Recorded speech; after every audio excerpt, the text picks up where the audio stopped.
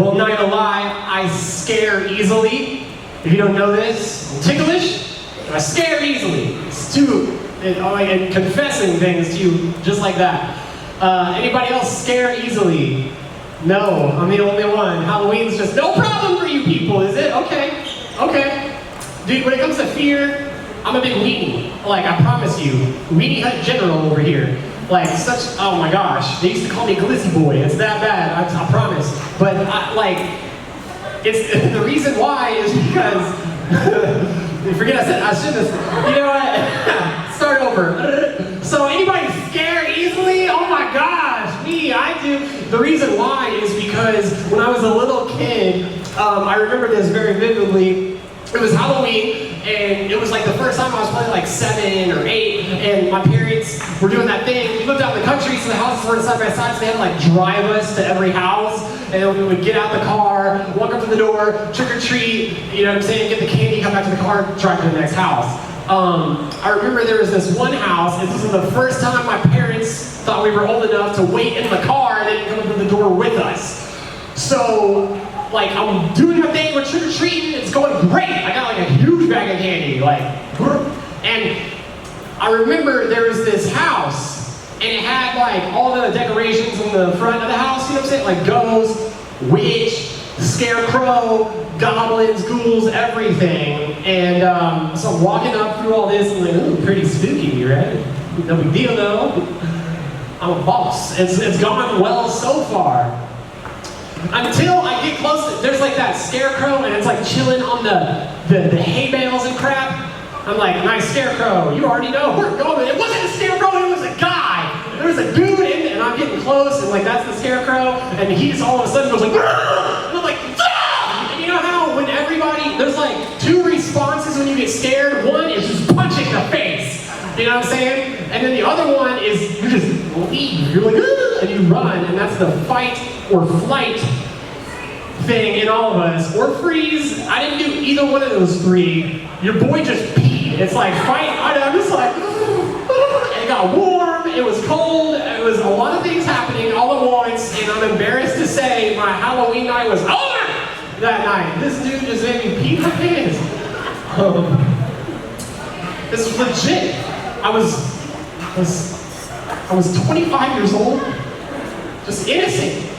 I also remember my older sibling used to prank me. I had like a bunk bed, and my older brother had another room, but he would sneak into our room at night. And y'all ever seen Toy Story? Like, you know what Sid does to the toys? How he just like makes them all, you know, just nasty and like mutilated and everything? He did that with his toys, and then in the middle of the night would like creep him up over the edge of my bed and be like, and I'd be like, whoa! And like scared and look around. I mean, no joke. But oh my gosh, like for those reasons, like fear, it just gets me, dude. All the way to now, I'm an adult, and I still be out at the property, like guys camp out, girls camp out. It never fails. You'll be walking down the path, and like a spider web will hit you on the face, and you walk through it, and you just know it's on you somewhere. It's like, it's on me somewhere. I just feel it. Or like a moth just like hits you in the neck. You know what I'm saying? And falls in your shirt. And you feel, oh my gosh! I hate when stuff hits me in the neck, like especially if it's wet, or if it crawls. Hate it. I'm so scared of stuff like that. It's not even funny. Bro, it's not cool. Anyway, there's more serious fears though, right? And we've all experienced the fears that are funny to think about and laugh at now, but we've also experienced like heavy, real, big boy, big girl fears too. Fears that like we won't pass a class. Fears that your crush doesn't feel the same way back, right? Fears that you might be moving and it's not even nearby. Fears that your parents might not make it. Fears that a grandparent might not make it through the holidays. Fears that you'll never be able to kick that habit that you know is destructive and you know is leading you on a path that you shouldn't be going down, but you just can't stop and you're still afraid. Maybe there's fears that people will find out what you've been up to. Fears that people will find out who you really are, and then they're going to think something different of you or something less. Fear that the stress and the anxiety is not going away. The crazy thing about a lot of fears is that they're future focused. Like a lot of fears are future focused, you know, and something about being human is that we're able to consider the future. We're able to think down the road, right? And that's something cool about how God made us as people in his image.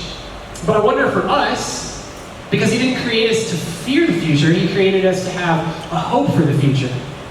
And for you, as you sit here tonight, when you consider the future, is it more hope or is it more fear? I would bet for most of us is fear. There's a lot of fear, not just now, but in general. Like, we're teenagers, you know?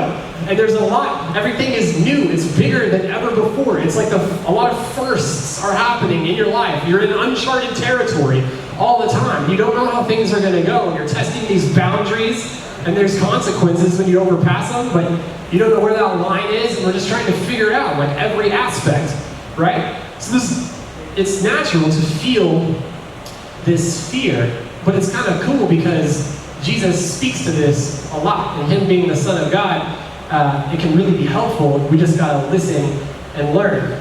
Jesus had these 12 close friends. They were his disciples, we call them, but if you're a follower of Jesus today, you could really say you're kind of like a disciple too.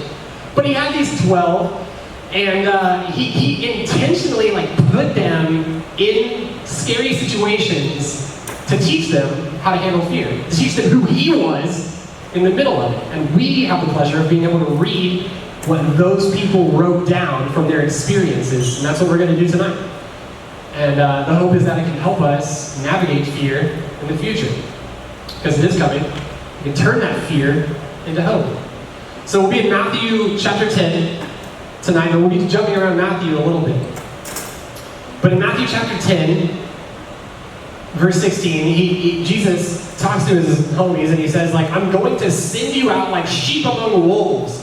Have you ever seen what a wolf does to a sheep? It's not good. There's not a lot left when he's done. It's nasty. And you're the sheep. You're the sheep. That's what Jesus is saying. I'm going to send you out like sheep among the wolves. Jesus even gets more literal if we were to read on, and he tells them that they are going to be arrested, that they are going to be beaten, and horrible things are going to happen to them. They might even die. And he has the nerve to follow it all up and say, but don't be afraid. But don't be afraid. You just said I was going to get beaten and arrested. If somebody told you that, it's it's going to happen. No, it's going to happen soon. Why? Just trust me. I'd be so afraid, right? That's worse than a moth hitting you on the neck.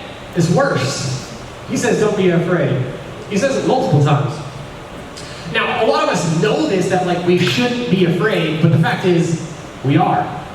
God says in his word all the time, don't be afraid. And we know that up here, but then scary junk happens, and it's I can't help it, right? I'm afraid. But here's where I want to get to tonight, that Jesus had a reason why he could say this to his closest followers, and he has a reason why he could say this to us.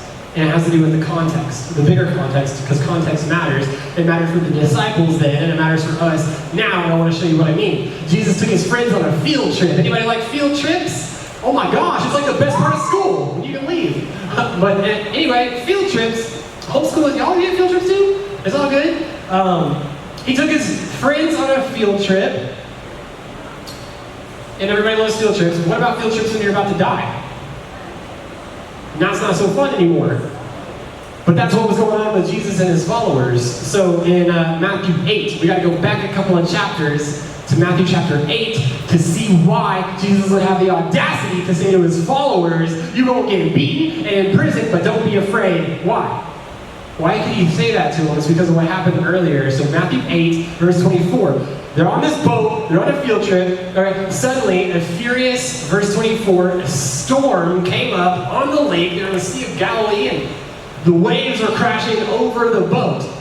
Now, what is Jesus doing? If you've heard this story before, you know he's sub-level in the boat, and he's just taking a nap. He's sleeping, which is crazy. First of all, you can even be sleeping in a situation like that. I can't even sleep without a sound machine on, a fan. It's got to be 74 degrees, tops. Right? 2 pillows. 2. But Jesus is sleeping, and so his disciples go to wake him up. They're very calm, they're very cool, very collect, they're very casual, they really not disturb Jesus. So they come over to him, all chill-like, and they say, Lord, save us, we're gonna drown! That's what they do. They shake him, and they're like, Jesus, get the heck up, man. They're freaking out. They're freaking out because they're all about to die, okay? I would be freaking out too, wouldn't you? And what does Jesus do? He gets up and he's like,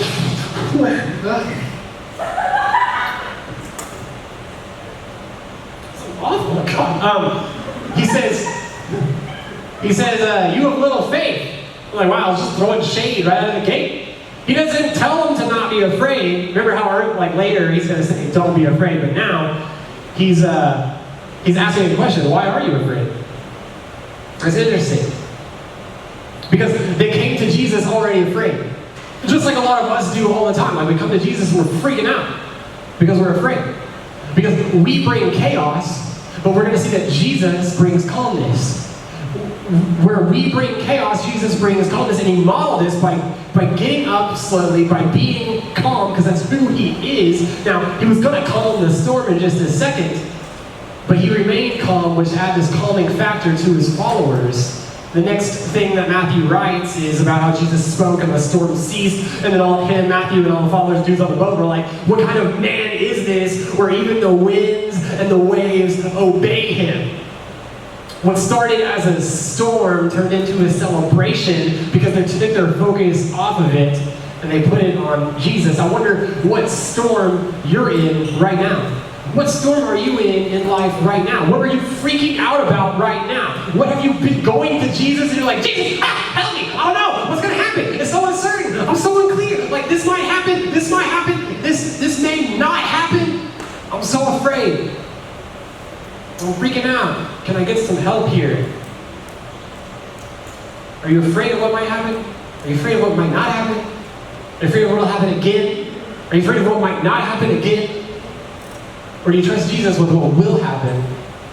We're going to go back to the original story in Matthew 10. Remember the one where he said, I'm going to send you out like sheep among wolves? He says, don't be afraid of those who kill the body, but cannot kill your soul. In other words, Jesus is saying, like, if you're going to fear something, make sure you fear the right thing. You guys are worried about this. And I mean, like, dying is a big deal and, like, something to be afraid of. Like, no one blames you for that. But at the end of the day, your legacy will live on. Like, God, I hope, trust me, like, I hope none of us in here got to die anytime soon, right? We all live long, healthy lives. But what God is up to is even bigger than that. They were afraid of the storm. They're focused on the storm and not on the Savior. Jesus is like, remember that boat ride that we were on just a couple chapters ago? You were afraid of the wrong thing. You had the right to be afraid, and for those of us in this room who are currently afraid of something, we're having fears, we're stressed out, we have anxiety, we have worry, right? It can be super valid, right? But Jesus is saying, don't you know that someone more powerful than that storm is with you in the boat? There's someone more powerful than that storm with you right here in the boat. Have you even asked? Have you gone to him yet? He goes on, that's why he said you have little faith. He's like, you didn't even like, you're freaking out. I got you. I got this. He goes on, he tells this like little parable, it's like a story, you know? He says in chapter 10, verse 29, are not 2 sparrows sold for a penny? And that's crazy. What a great deal, man. I can't find them for any less than $1.50 anymore, but in hashtag inflation. But he says, are not 2 sparrows sold for a penny? Yet not one of them will fall to the ground outside of your Father's care. Talking about God, he knows about every little sparrow, even if they're only worth 1 cent. He knows even the hairs on your head, they're all numbered. So, don't be afraid, because you are worth more than many sparrows. You have infinite worth compared to the sparrow. Don't you think if God is taking care of the sparrow that's only worth 1 cent, he's going to take care of you who has immeasurable value and worth? Who he created in his image to do good things? Of course. Of course. God is paying attention to you. God knows all of the details and he's got you. He's with you. He's on the boat. You don't have to be afraid, but some of us, we still are, right? 4 chapters later, in Matthew 14, Jesus takes the guys out on another field trip, and it's another boat. If I'm his friends, I'm not getting on boats anymore with him. And I think that's why they got on this one, because he wasn't there. He's like, you know what, I'm gonna meet y'all there. Y'all do your thing, like, get on the boat. I'm gonna do some other stuff. We'll rendezvous at the spot, okay? And so that was the plan. So they're on the boat, going again across the deck. See you go, baby. It's treacherous waters. And at some point in the night, they look out on the water. And what do they see? Flipping Jesus walking to them on the water. And what do? They were really calm, right? They were calm because they're like, oh yeah. If there's a situation where I need to be afraid or scared or feel threatened for my life, because they didn't know what it was. They're like, it's a ghost! It's a goblin! It's a scarecrow sitting on a bunch of hay! They didn't know. You'd think they would have remembered, oh yeah, Jesus is with me. But what's the problem? He wasn't with them! But where was he? He was the guy on the water. So that's why Jesus says, he's like, take courage! It's I! What does he say? Don't be afraid. You know, earlier in that chapter, Matthew 14, the dude John the Baptist, who baptized Jesus, was just beheaded. He was just killed. And he's sitting here saying, like, don't be afraid. They're like, people are getting beheaded around us. People are walking to us on water. This storm is like about to sink our ship, and we're all gonna, like, and you keep saying, don't be afraid.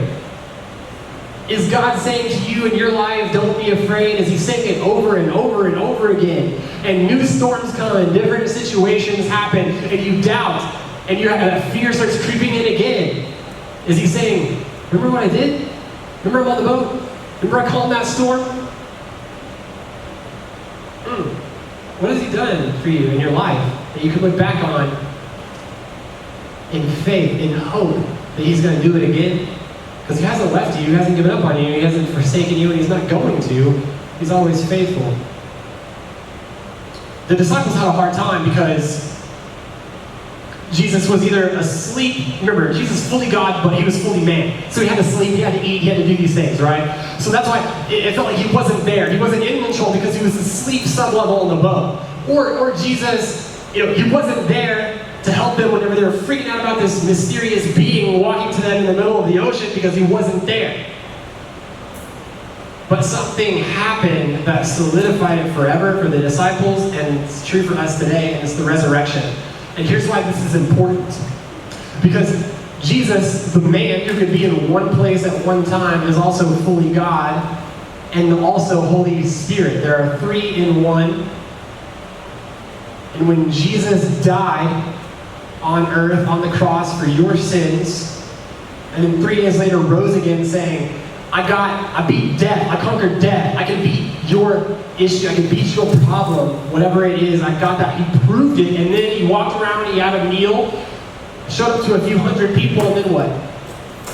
He ascended into heaven. He gave us this gift of the Holy Spirit, the third part of the Trinity, 3 pieces of God. And he's with us always. If you're a believer, if you're a Christian, he's always in your heart, always. Never goes to sleep under the boat. Never walks across the lake, always with you, 100%, never leaves. And like that same power that calmed the storm, that same power that raised Christ from the grave is alive in you. He's always with you. But we still be freaking out, right? We still freak out. Don't be afraid, he says. Don't be afraid, he says. What are we afraid of? Like, what storms are we afraid of? Ask yourself that. Because of Jesus, because of the resurrection of Jesus, the fear doesn't have to be the boss of us. The fear doesn't have to control us anymore. Because Jesus came. Jesus does. I wonder if he'll let him. Here's what I want you to do. Cast all your anxiety on him, that's being Jesus, because he cares for you, because he loves you.